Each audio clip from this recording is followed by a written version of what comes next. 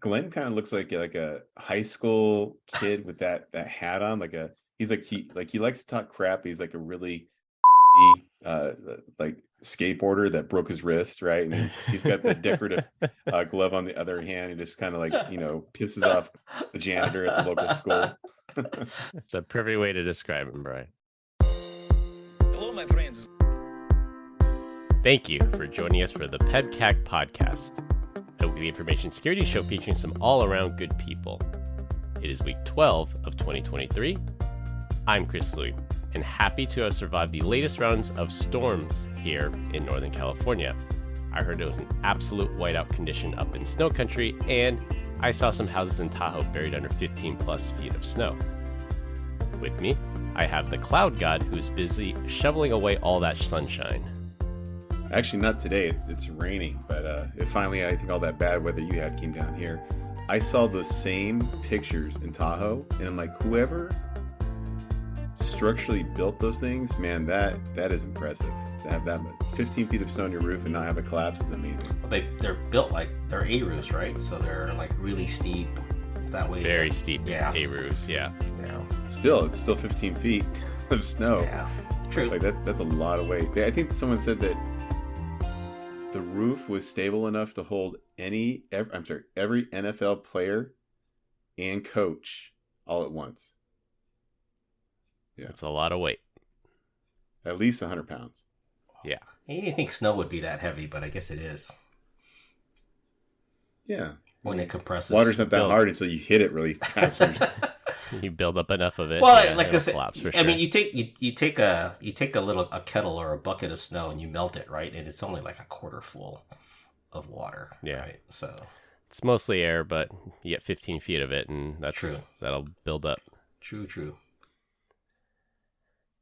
And we have Glenn Medina, or as we now call him, No Hands. How's the healing process going? I was doing really well yesterday until I, wanted to barbecue a steak with my one good hand, and in doing so, burnt my hand really bad because the plastic on the plastic handle on the grill cleaner singed my hand, and because I only had one good hand, I couldn't shake off the damn barbecue cleaner because it was literally the plastic was stuck to my hand. So I've got some really good Let's burns see it. on it right now. Well, you can't see it because my wife wrapped it in a glove, as well as What the a heck? tube of Aquaphor is sitting inside the glove just to keep it Moisturized and yeah. stop the infection. Yeah. All right, no hands. Good job. That's it. So Yeah, if you burns guys see are no me, joke. I'm poking around one at a time. And I'm trying to use dictation the best I can. Glenn kind of looks like a high school kid with that hat on. He likes to talk crap. He's like a really skateboarder that broke his wrist, right? And he's got the decorative glove on the other hand, and just kind of pisses off the janitor at the local school. It's a perfect way to describe him, Brian. Thank you. I try hard. Combined, we have decades of information security experience and are here not just to educate, but to entertain. We've got 4 fantastic stories for you this week, so sit back, relax, and enjoy the show. Look at Chris selling the podcast. Fantastic. 4 Stories fantastic coming up. stories. Fantastic. I'm also in charge of podcast marketing. Check out our YouTube channel, youtube.com/@PEBCAK Podcast. I did finally get our dad joke, try not to laugh challenge video up there. So it is up there. Check it out. If I remember, I'll try to link through that directly to that video. It is hilarious. Episode 104. So the episode we're recording right now represents our 2-year anniversary for the podcast. And March 14th actually represented the 3-year anniversary of the so-called 2 Weeks to Flatten the Curve campaign. More on that in topic 4. This week, we're going to talk about the ChatGPT story of the week, a story that rocked Silicon Valley, another ChatGPT story. For our third topic, the FBI releases their annual IC3 report with a shocking surprise, and we'll close with a look back. Is that right? Closing loop this week. Is that right, Chris? 2 years today? 50, 2 years. 104. Wow, that's amazing. Yeah, Another 52 times 2. Another highlight. That's amazing. Closing the loop this week, OpenAI has released GPT4, their latest and greatest version of their large language model tool. What's the difference between GPT-3 and GPT-4? Who knows? OpenAI did say that ChatGPT-4 will beat 90% of humans in the SAT. I would hope that it would be 100% of human beings. Like, I've been around some humans lately. They are dumb. I mean, so I wonder if ChatGPT-4 really just has, instead of like the 175 million data points that kind of branch out, I wonder if it's got more data points that it can kind of leverage, or is it more just like speech and articulation enhancements? It's more data points. So when I did read the article about it, it said it is more data points. It's going to be computationally more expensive, more data that's used to train it. It's going to get less inaccurate responses now. So it overall is just, it's improved. Is this going to be kind of like how we do the calculations of transistors and how fast they move, where every year it doubles? Moore's law. Yeah, Moore's law, where things just double, and this is the next iteration of that. Yeah, I think so. Was it you, Chris, or Glenn that posted the asking ChatGPT to talk about a men's joke or that was a woman's me. joke? Yeah, okay. That was me in chat. Yeah. So for the listeners, he's like, hey, basically it looks like ChatGPT might be a little woke, because he's like, hey, tell me a funny joke about women. It's like, sorry, I can't do that. It's not nice to make fun of people based off gender, sexuality, yada, yada. And the next question is, well, tell me a funny joke about a man. It's like, okay, sure. Here's a lighthearted joke. And the part that was kind of clipped out in Chris's screen cap was the actual joke. So I was like, there's no way this is true. So I went there, and sure enough, it is. But the most, I think the funniest part is the joke regarding the thing about a man is like, why do men have, trouble making eye contact? He's like, his breasts don't have eyeballs. I'm like, are you kidding me? Like, I don't know that it was that lighthearted, to be honest with you. He kind of went inappropriate there, ChatGPT. I know. Yeah, a little bit, right? Yeah. So maybe ChatGPT was programmed by women. It's actually interesting because before they released GPT-4, on GPT-3, there were some complaints about bias, because just like you said, Brian, there were people that says, write me a song praising Donald Trump, and then ChatGPT would say, oh, I'm not allowed to praise people that are controversial, or I shouldn't comment on current politics. It gave some response like that, and then the very next question was, write me a song praising Joe Biden, and then it wrote the actual song of praising Joe Biden. A lot of people are complaining about that it's leaning to the left and there's some bias there. So I know OpenAI has been working on fixing some of those things. I think their solution is just ban everything. If you're a political figure, just ban everything, and there can't be any claims of bias then. Yeah, I don't know. This is a conundrum. I've already complained about it enough already about how the efficacy behind this and how do we figure it out. I think it's only gotten worse. I watched a documentary on Saturday night by this dude by the name of Tim Ballard, and he was kind of focused on human trafficking, and I think he's either part of the FBI or the CIA, whatever. You watch this thing, like only thing I can tell you is that like it moved me, but it shook like everything about me. Like the whole thing is disgusting, and like his whole foundation. So long story short, he was part of the FBI, and he was not special victims, but he was focusing on child predators or whatnot. And he quickly found out, it's like, well, I can stop people in the United States, but like people are going out of the United States to buy them. And he's like, my reach stops there. So he's like, well, I should just say, screw it all, start my own foundation, go to Haiti and help, protect these children and get these sex traffickers taken care of. And it's amazing, right? Like you watch the whole thing, like you just like, damn, like I had no idea how bad it was. And when they go into like this, like imagine a pimp outside of a house, right? And then inside this house, it's a freaking dungeon. It is so twisted. But you're laughing, Glenn, but like the reality is like you think of like sex trafficking as, okay, that's a bad thing. Then you see it. Like you don't see people being trafficked, but you see the conditions in which they live, and it's mortifying. It's horrifying. And it's terrifying. Yeah. Yeah. And anyway, so I watched that, and I'm just I can't even explain the emotion behind like what I felt.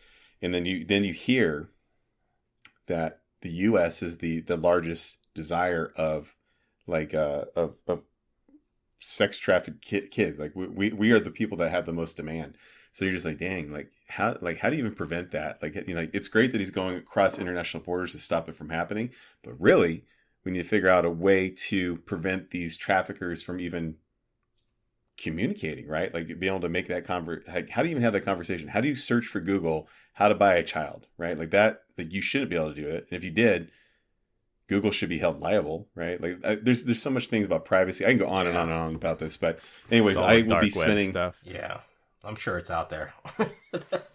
Unfortunately it is. Yeah. And so as much as I've always been an advocate on like my own privacy and privacy of my family, you start to wonder, like, there's got to be some type of innovation. There's got to be a better job, us as human beings, to prevent these people that want to do pedophilia before it even becomes a thing. Like it's kind of, it's like it's a wild concept. Like a Minority Report type thing, the pre-crimes for pedophilia.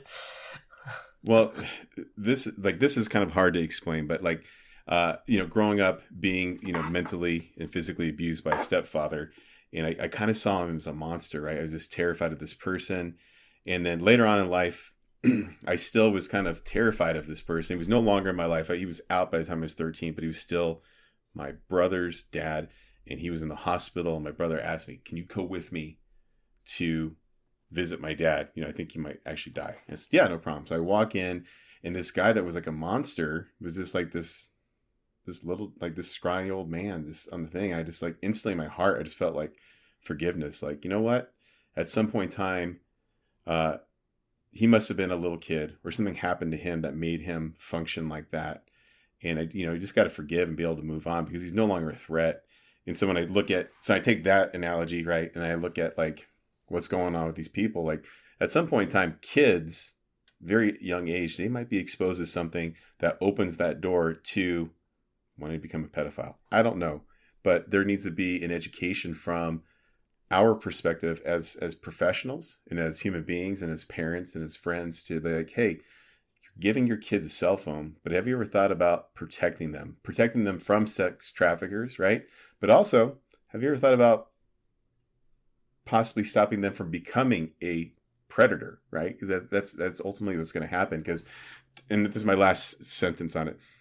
In his statement of like, when I arrest these predators, I'm like, I asked him like, what got you here? He says, it started with the Playboy. Then it became pornography. Then it became videos. Then it became niche videos and more. And I got more and more desensitized to the point where I just ended up in this corner of pedophilia.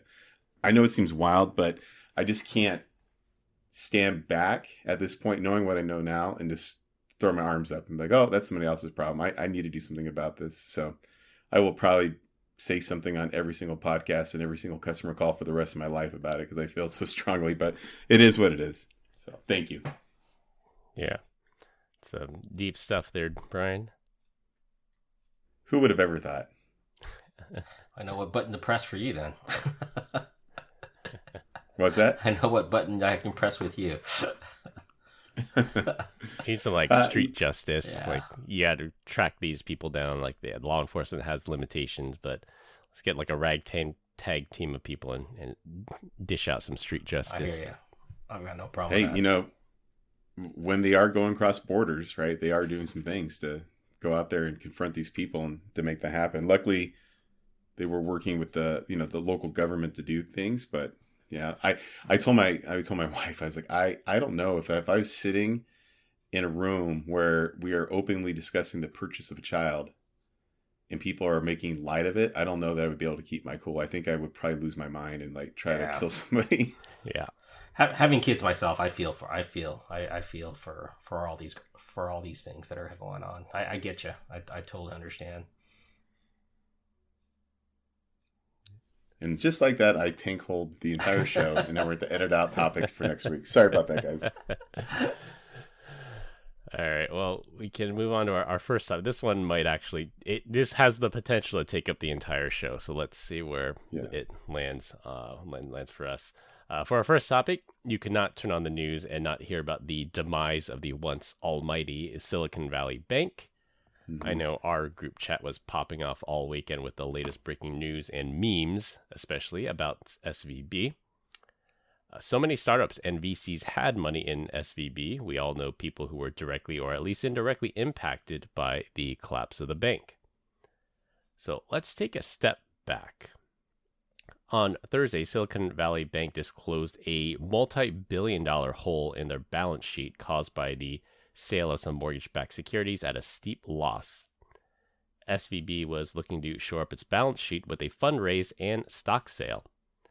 Well, that didn't end well because that sent panic throughout the banking system, and SVB saw $42 billion with a B, $42 billion in withdrawals. With a T? Trillion? Tommy? In a single day, as depositors lost faith that the bank would stay solvent. As with a bank run, the last person holding the bag is liable to lose all of their uninsured deposits. Not able to quickly fundraise or force a sale, California regulators seized the bank and handed it over to the FDIC to be put into receivership. The bank shut down and all depositors lost access to their money, and this went on throughout the weekend. Panic sent shockwaves through the financial system and a run on the bank. A rush for everyone to withdraw their money happened to several regional banks, namely Signature Bank in New York, which was also shut down over the weekend, and First Republic Bank here in San Francisco. Their shares dropped over 90% for a fear of a collapse there too. Hey Chris, when you say shut down, like they stopped them from being able to pull money out, or that business no longer exists? That business no longer exists. It is now property of the U.S. federal government. So wow. Doors not open. People can't go in. Like if I had a savings account there, I couldn't even go in and take out my money.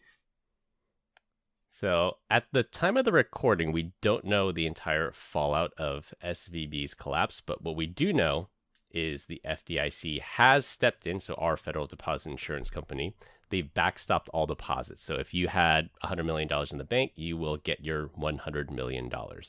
Like all the depositors are made whole, but the stockholders and executives will likely lose everything, as they should. But that was only for insured deposits, not uninsured deposits, right? So uninsured deposits like stocks, investments, whatnot, bonds, purchases, whatever. That's not insured, right? Only the deposits. So all deposits instantly became insured. So if I got a check for my startup company for $50 million and I deposit in SVB, I will have full access to that $15 million. Yeah. Yeah, and this is quite different, right? Because typically the FDIC only covers $250,000 per account, and the government's doing a really good job. I think this is one of the things that they're saying is like, hey, we'll cover all deposits no matter how big the size. They had to. Yeah. Unless you want to see every single regional bank fail, they had to step in and say, we'll backstop everything. And the way they're going to pay for it is they're going to do a special assessment on all the surviving banks. So they have to, it's called a socialized loss system. Wow. Everybody loses. Well, we don't know. Bernie Sanders right now is like, yeah, we did it, Joe. We don't know what their liability. Well, we have an idea of what their liabilities are. We have an idea what their assets are. I think the delta is not that big that the loss shouldn't be significant. It'll still be billions, but nothing like what we saw in the TARP days in 2008. Yeah, and this isn't fraud, right? This is just poor investment practices by Silicon Valley Bank. It's their entire risk management team being asleep at the wheel. At best, it's asleep at the wheel. At worst, it's somebody did some kind of backroom deal. I think it's just sheer stupidity. Like, I think the risk management team did not do their job. They were focused on other things. Yeah, the first time, as soon as I heard this, I'm like, and I started to dig into it. I'm like, oh my God, is this like 2008? Is it because I heard they were backing mortgage securities? I'm like, it's the mortgage securities remix, baby. Like DJ Khaled is just so excited. And then DJ Khaled remix, yeah. And then you look at it a little bit further out. I'm with you, Glenn. I'm like, how the hell? I thought it was like 250 was the limit, right? Like this is the number one reason why I don't keep my money in a bank, because I feel like I have to put it somewhere else, because otherwise I would be liable. And that totally could have happened, but I guess not. So that's cool that the FDIC Bernie Sanders plan is kicking in and kicking butt. You do wonder how many people are going to lose their jobs in it, which sucks because that's going on. But I also look at this like, here comes another big bank bailout, right? And at the end of the day, who's actually going to get, effed in all of this? Is it the people that lost their jobs? Is it just the stockholders, or are they going to find a fancy way of taxing us to cover the losses here? Well, back in 2008, it was a little different in 2008 because, well, number one, the TARP program, the Trouble Asset Relief Program, that made money. That made like over $50 billion, I think, in the end. No one knew at the time that this would be wildly profitable, but it ended up being profitable. And that we did not know what the losses were. We purchased these toxic securities, not knowing what their value was, but we had to buy it and bail them out. And then it ended up making money. For SVB, we know how much money they have in the bank. We know how much the assets are worth. We know how much they had on deposit. So it's a known. They just have to do the math on, once the sale is finally finalized to figure out how much money they need. Back in 2008, it was an unknown. It was a known unknown.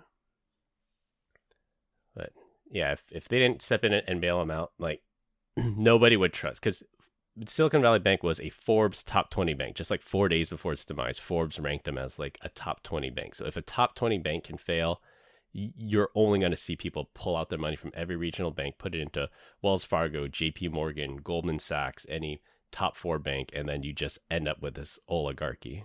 That's crazy. I didn't think Silicon Valley Bank was that big. I thought it was a small investment bank, and $42 billion is nothing small, right? That's pretty huge. Yeah, they had a lot of assets under management, and it's the problem was if they held their securities, they're called hold to maturity securities. If they held it, they would have got 100% of their money back. So if I buy $10 billion in mortgage-backed securities, I hold it for 10 years, I get my $10 billion plus interest. The problem is there was a run on the bank, and they've had to force a sale at a discount because they couldn't wait the 10 years to get their money. And that's what people were saying. It's like, you're making it worse by putting a run on the bank. They have to sell more of these securities at a loss, and you're just going to make the bank go under. So there's a little bit of a yelling fire in a crowded theater situation. But that's like, trust me, it's okay.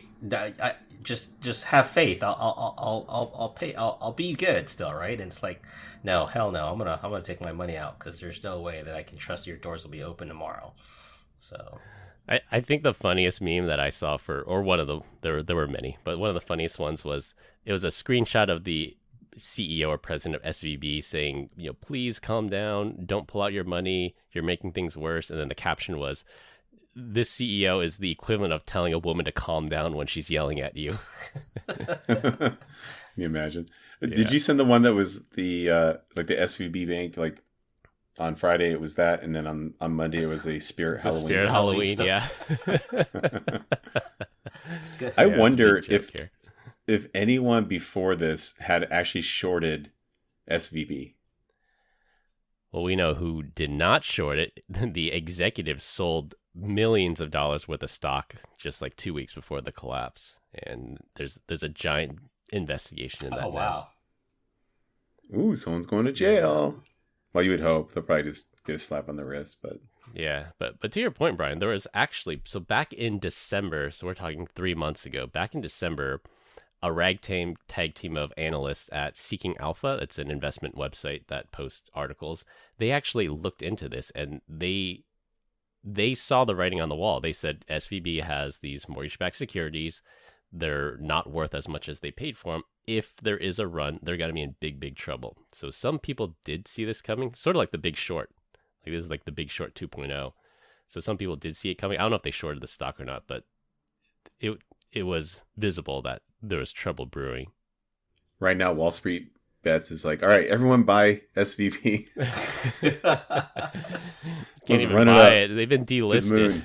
Yeah. they don't exist anymore as a legal entity. It's in receivership, but all the other regional banks are like down 90%, like First Republic Bank here in SF, like major bank runs, stock just took a pounding. All right. So I know that you said that SVB's gone. My question was like for Signature Bank in New York, are they still around or are they gone as well? Gone as well. They shut them. FDIC stepped in and shut them down. And so First Republic Bank is gone now? They're still here. They're on Okay. life support. They're on life support, but they're still around. Dang. Guess I'll And go I by guess and the visit tie-in, next since week. we gotta tie it back into InfoSec, is there are tons of startups that use SVB and tons of security startups. They park their money there. A lot of the VCs, Andreessen and Sequoia, everybody parks money there. And there are real worries that these startups are not going to make payroll because they have this money tied up in the bank. They don't know if they'll have access to it and can't pay their suppliers, can't pay their vendors, and it's just going to send shockwaves through the startup community. All right, for our second topic, law firms are angry that they are not able to collect hefty fees for legal services. A service called Do Not Pay uses AI to provide legal services, and they call themselves the world's first robot lawyer. The service started in 2015 as a way to fight parking tickets, but pivoted into broader legal services. Now they are facing a class action lawsuit from other law firms claiming that the robot lawyer is not a real lawyer. Surprise, surprise. The complaint argues, quote, unfortunately for its customers, Do Not Pay is not actually a robot, a lawyer, nor a law firm. Do Not Pay does not have a law degree, is not barred in any jurisdiction, and is not supervised by any real lawyer. The plaintiff said he used the service to draft some legal documents, thinking a real lawyer would do it, but was disappointed to find out that an AI drafted the legal documents and did a poor job of it at that. No word if they used ChatGPT as the backend, but we did talk about this on the show, that some jobs like tax preparers and paralegals could eventually be replaced by these large language models. So the irony is the plaintiff actually used ChatGPT to file the complaint. Yeah, right. I'm just kidding. He didn't. I used AI to destroy the AI. Yeah. I mean, this is where the law is kind of stupid, right? Technically, he's got a good claim here, right? Like you're saying that you're a lawyer, but it really isn't a lawyer. It's not, doesn't have no real accreditations, just AI, so you can do it. But this is one of those things that you said, you're gonna fight a speeding ticket or something else like that. Why not use it? I mean, it's pretty cookie cutter to do so. But it is a lawyer now because it passed the bar.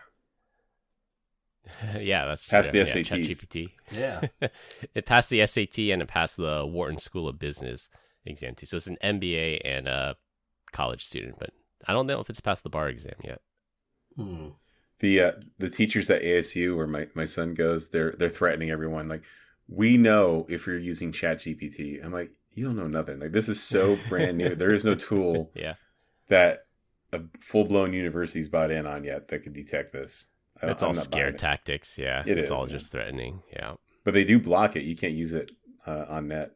Yeah. Just go to cellular then. Where there's a will, there's a way. Exactly. Yeah. Just like a lot of public schools are banning TikTok now because technically they're part of the government and lots of governments have banned TikTok, but then students just switch their cellular and go on TikTok all day. Yeah. I'm all for that. Ban TikTok. Yeah, I think for this Do Not Pay, I think it's personally, I don't think it's an AI issue. I think it's a marketing issue. Like at best, I think the law firms have a claim at false advertising that they're leading people to believe a lawyer will draft this. I have no problem using AI for things like drafting documents or legal research or anything like that. As long as you market it that way and you're honest about it, I think that's totally fine. I just want to use AI to like do grocery shopping, right? Just like tell me, like just go out, find the cheapest ribeye steak, highest quality though, have it delivered, call it a day. You better believe that's happening now. Like if you have a loyalty card with a supermarket chain, like they're data mining the crap out of that, and that's why you get served like relevant ads and relevant promos because they know what you like now. So Fry's, which is Kroger, they send out the most targeted coupons for us. I'm like literally like they will send like a booklet of coupons. Every single coupon that's on there we use, from the peanut butter to the bread to milk. Like I mean, and some of it's very specific as well. Like it's like they're sending me Jiffy, right? I like Skippy, damn it. No, I'm like I want the Kroger off brand. That's the one that they're sending, and it's across it's like that across the board. I don't mind those. Yeah, and that's the whole argument. Like when I think it was LinkedIn. LinkedIn said, "We're going to serve you ads anyways. You may as well let us collect your data and serve you relevant ads." And I said, "No, I don't like this data collection thing. I don't care. No, I'll get ads for things I have no interest in." Yeah, no, thank you.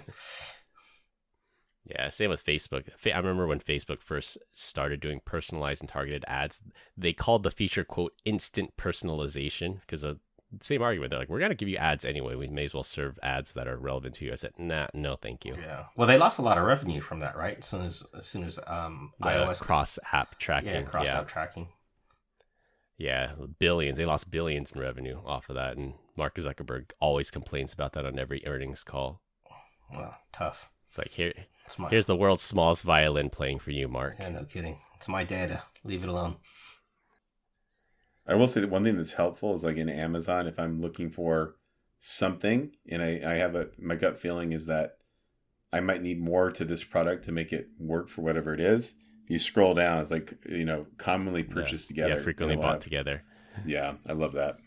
Yeah, there's a funny meme about that. I don't know if you guys remember this, but maybe 6 years ago, there were like major riots in London, and someone took a screenshot of Amazon.co.uk, and it said, frequently bought together, a baseball bat, a gas mask, a ski mask. I did not see that. Was that real or is it manipulated? I don't remember if it was real. It made me laugh either way, but I would not be surprised if those things were commonly bought together during those major riots there. All right, we're going to skip the story about FBI IC3. That will still be fresh next week, and we're actually a little short on time today, so I want to make sure to get to topic 4, which is for our last topic, and it will be a rotating topic every week. This week, we're going to talk about 2 years of the PEBCAK Podcast, and I pulled just a few stats here off the top of my head. So 104 episodes, 9 bonus episodes, more than 3 full days worth of content, countless dad jokes, smelling salts. I've gone through 2 microphones throughout the recording of this, 6 different recording computers, 2 editing software packages. We've recorded in 3 different countries. Actually, that was just me. And 1 live episode, our episode at Black Hat. We got to do Black Hat again. We're all going to be there, right? Yeah. Aren't you guys going to be at RSA? Or RSA. RSA yeah, we could do RSA too. Yeah, that's coming up. I mean, we're not going to tell you guys where we're going this year ahead of time so we can raid my house. No.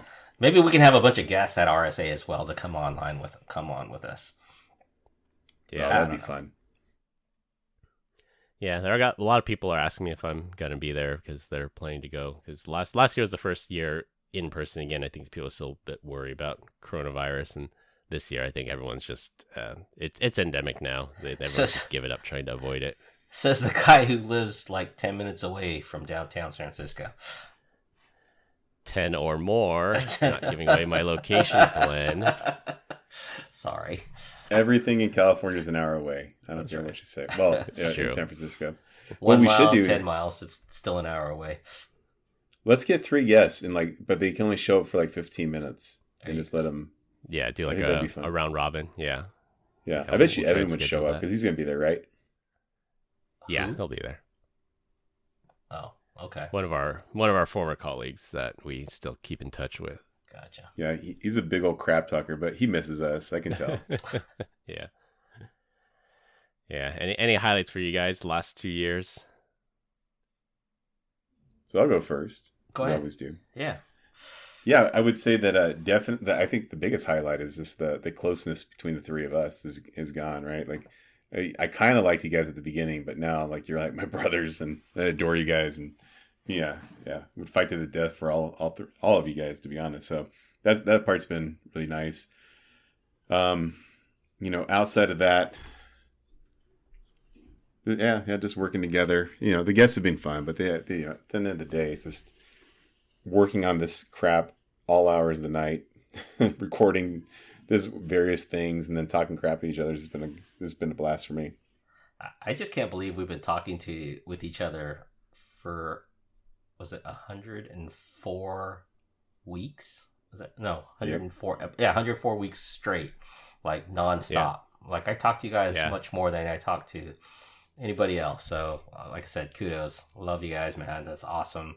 Looking forward to, the next 52 episodes this next year and then some. I do have one thing I do want to change though, Chris. I think I proposed it was, I don't think we're ever going to write this book.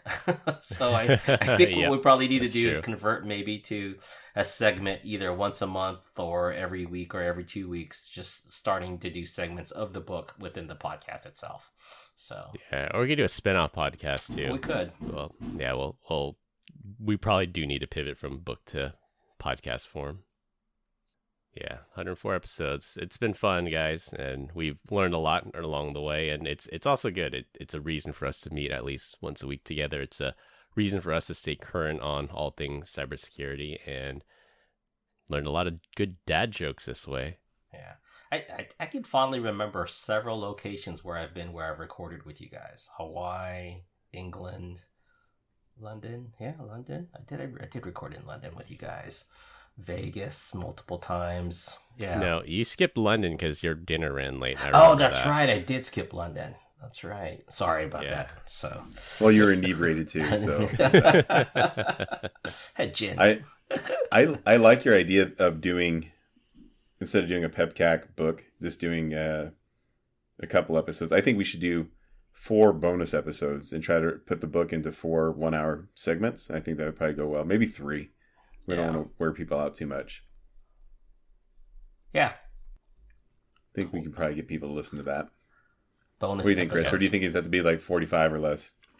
Yeah, we'll make it work. I think we'll try and make it in the same format, just so it's not too long and we don't lose people's attention. And then we'll just break it down, maybe like do a topic a week or something. I do feel like I want to spend some time and energy time, energy, and actual money on the promotion of this. I think we've done a great job of getting our listeners organically, but I think we might need to throw some money at this and try to ramp it up and get more people listening. Yeah, let's do it. Let's get a marketing budget together. I'm in. Let's do it. Let's go. All right, that's our initiative for year 3 of the PEBCAK is Operation Shock and Awe. May not be shock, but it will be awe. Damn it. Dang it. All right. What about you, Chris? What are your fond memories outside of these beautiful statistics here? Just prepared statistics. Yeah. Off the top of my head that are in the document that we're reading from. It's pretty much what I already said, getting to spend at least an hour a week with you guys and hanging out. And our trip to Costa Rica, I remember, was a lot of fun. And I think it was a lot of fun because of the bonding we had done over the podcast as well. And we had a good old time there. We didn't get to do a live episode there, but we did get to hang out together and share that experience with our wives as well. Yeah. But look at this, Rosie and Grace. I remember their names. Looking forward to at least 52 more. That's it. If I had a drink, I'd cheers you guys, but I don't think I could hold anything right now anyway, so. That's true. Cheers. I have my water bottle here. Cheers. Yeah. Well, we continue to get great comments about our dad joke of the week. Dad joke of the week. This week, I'm up. Why does a chicken coop only have 2 doors? Because if it had 4 doors, it would be a chicken sedan. Oh, I saw that one coming. That's a good one. Wow. For our UK-based international listeners, a coupe is also known as a coupe where you are, and a sedan is known as an estate where you are. Also, Z-scalar is known as Z-scalar. Z-scalar, yep, that's true. All right, did they pronounce the Z as a Z? That makes no sense to me, but that's Europe. I think it's UK English, because I think some parts of Canada do it, maybe French Canada, and then Australia, they call it ANZ down there. Whatever. Is it Y in Spanish is pronounced like Y? E. No, there. All right, I'll look it up. You guys are obviously dumb. You mean the chupacabra? No, there's one vowel that is pronounced Y. I've never heard that. It's been a while since I took 4 years of Spanish. I don't Spanish ever remember that. Yeah. I'll find it. Y. It sounds familiar, but yeah, I don't remember. So you know Y, but you don't know my uno dos tres joke. True. Shaking my head. I know. All right, to wrap things up, ChatGPT gets smarter. Silicon Valley Bank is just the beginning of a new financial crisis. A robot lawyer is not a real lawyer. And thank you, the listeners, for 2 years of the amazing PEBCAK podcast. That's all I have for this week. We hope you enjoyed this week's episode. You can find us all on LinkedIn. Links will be in the description. Follow us on Instagram at PEBCAK Podcast. Thank you to all our listeners and subscribers who rated us 5 stars in the iTunes Store and Spotify and left us a review. We appreciate you all spreading the word to help grow the show. The best way to find us is to search for the PEBCAK Podcast on your favorite podcast listening app. For my co-host Brian Deitch and Glenn Medina, I'm Chris Louie. Thanks for listening. We'll see you all next weekend. As always, have a nice day. Happy 2 years, gents. Thank you all. Yeah, good job. I mean, check it out. Our Rescue. Stop that human trafficking, baby. Sounds good. Bye. Have a nice day.